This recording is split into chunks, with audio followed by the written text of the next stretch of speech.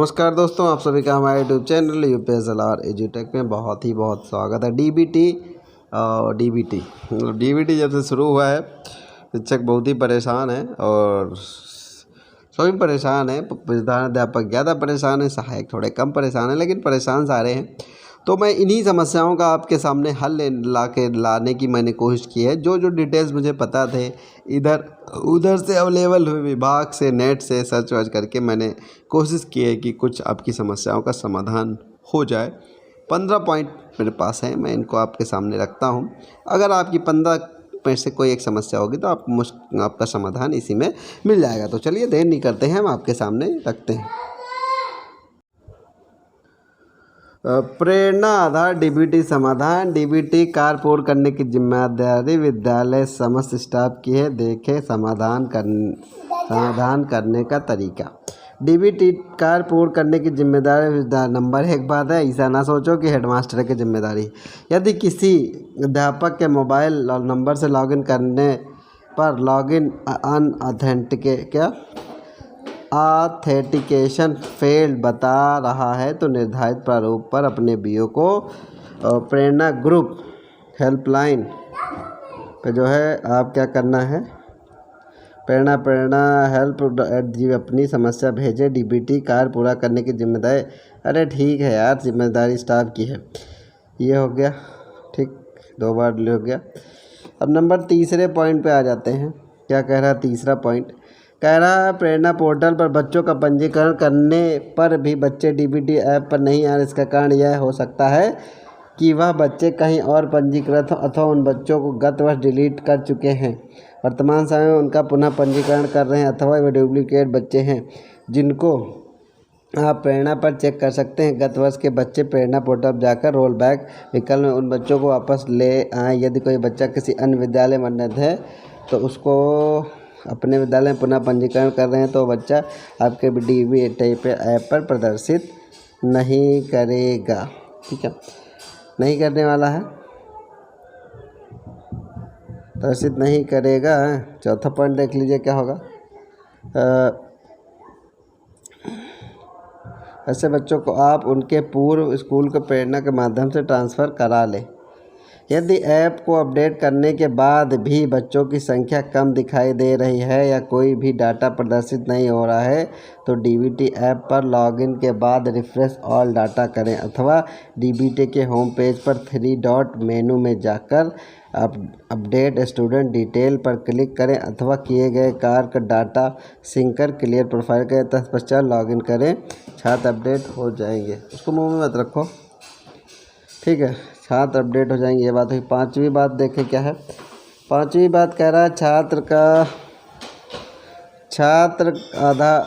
का आधार प्रमाणीकरण किए बिना डाटा प्रमाणित रिपोर्ट में नहीं जाता है। भले ही छात्र अभिभावक आधार प्रमाणित, तो ऐसे बच्चों का आधार बनवाना ही पड़ेगा, तो बनवा लीजिए भैया।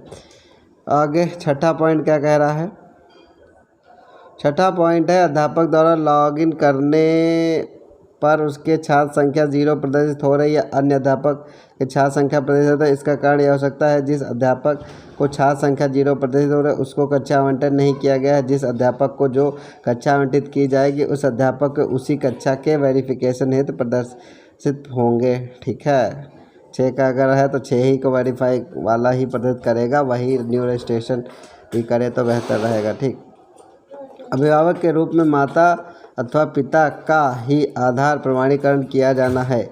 यदि पूर्व में माता अथवा पिता का आधार प्रमाणीकरण किया गया है तो ऐसे में जिसका आधार प्रमाणीकरण किया गया उसकी मृत्यु हो गई, तब ऐसी स्थिति में ग्राम प्रधान अथवा सभा सदस्य इस आशय का प्रमाण पत्र लेकर माता या पिता में से जो अभिभावक जीवित है उनका आधार प्रमाणीकरण करें। यदि माता पिता दोनों को मृत्यु हो गई है तो किसी अपवाद स्थिति में ग्राम प्रधान व सभासद से प्रमाण पत्र लेते हुए परिवार के अन्य सदस्य का, अरे बाप रे, ये तो बहुत खतरनाक है, प्रमाणीकरण किए जाने हेतु प्रार्थना पत्र बच्चों को प्रेषित करें। ऐसे में सभी बच्चों को पूर्ण विवरण सहित प्रार्थना पत्र खंड शिक्षा अधिकारी के माध्यम से संकलित कर जिले पे उपलब्ध कराइए। तो सबसे खतरनाक है भैया कि मतलब प्रधान, चलिए ग्राम प्रधान कर ही देगा अगर जरूरत पड़ी तो।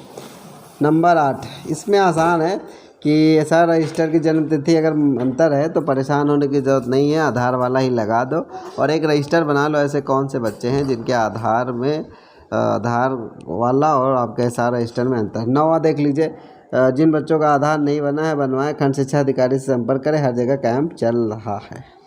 ठीक है। 10वां, बच्चे अपने बच्चों का आधार पंजीकरण संशोधन आधार सेवा केंद्र, बैंकों अथवा डाकघर के माध्यम से भी करा सकते हैं। नंबर 11, किसी बच्चे का बाल अधिकार आधार बना है तो 5 से कम ऐसी स्थिति में अभिभावक उसका आधार अपडेट कराने को बोलें। आधार अपडेट होने के बाद ही बच्चे का आधार प्रमाणीकरण करें। नंबर 12 पे आ जाते हैं, बच्चे के आधार पर लिखा नाम, लिंग, जाति, जन्मतिथि, पिता अथवा माता का नाम जैसा आधार लिखा है वैसा ही उसी प्रकार लिखें। मतलब आधार पर जो लिखा है वही डिट्टो टेप देना है। आधार पर लिखी गई सारी डिटेल, ये तो सबसे कॉमन है, सब डिटेल वही भरेंगे। मोबाइल नंबर की सहायता से वेबसाइट में जाकर अपडेट आधार डाउनलोड कर लें, इस आधार प्रमाणीकरण करें। चलिए इसको ध्यान से देने वाली बात है। आधार पर लिखी सारी डिटेल्स उसी प्रकार से भरने पर यदि आधार प्रमाणीकरण नहीं होता है तो दूसरा प्रयास करने से पहले अभिभावक से पता कर लें। कहीं ऐसा नहीं बच्चे का अपडेट आया है लेकिन आपको पुराने आधार की फ़ोटो का ऐसे अभिभावक से अपडेटेड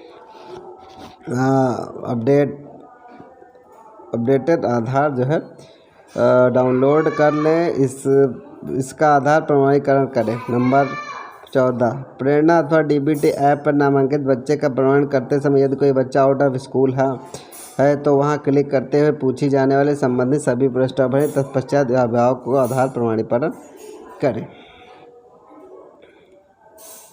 नंबर 5, उपरोक्त समाधानों के अतिरिक्त किसी अन्य समस्या का समाधान निम्न प्रारूप पर अपनी समस्या मिशन प्रेरणा ग्रुप पर भेजें। समस्त खंड शिक्षा अधिकारी अपनी ब्लॉक स्तर की टेक्निकल टीम के माध्यम से अध्यापकों की समस्या का निराकरण करें। निराकरण ब्लॉक स्तर पर उपलब्ध न होने की स्थिति में जिला कार्यालय के माध्यम से राज्य कार्यालय के माध्यम से समाधान उपलब्ध कराया जाएगा। DBT समस्या है तो प्रारूप जनपद ब्लॉक विद्यालय UDISE code UDISE category DBT समस्या प्रधानाध्यापक का मोबाइल नंबर, ये सब देना है अगर समस्या आपसे सुलझ नहीं रही हो तो। ठीक है दोस्तों, ये था वीडियो। कोशिश की है जो आपके पास समस्या है उसका समाधान किया जाए। कुल मिला के आप परेशान नहीं होइएगा, क्योंकि हो सकता है अभी DBT ऐप में कुछ ऐसा आ जाए कि जैसे जिन बच्चों का नहीं हो रहा है, आधार नहीं बन पा रहा है, तो उसके लिए भी कुछ सल्यूशन निकाला जाएगा। यानी पैसा तो सबको देना ही है। चलिए दोस्तों, फिर मिलते हैं एक और वीडियो के साथ, तब तक बने रहिए। मैं आपका फ्रेंड, नमस्कार।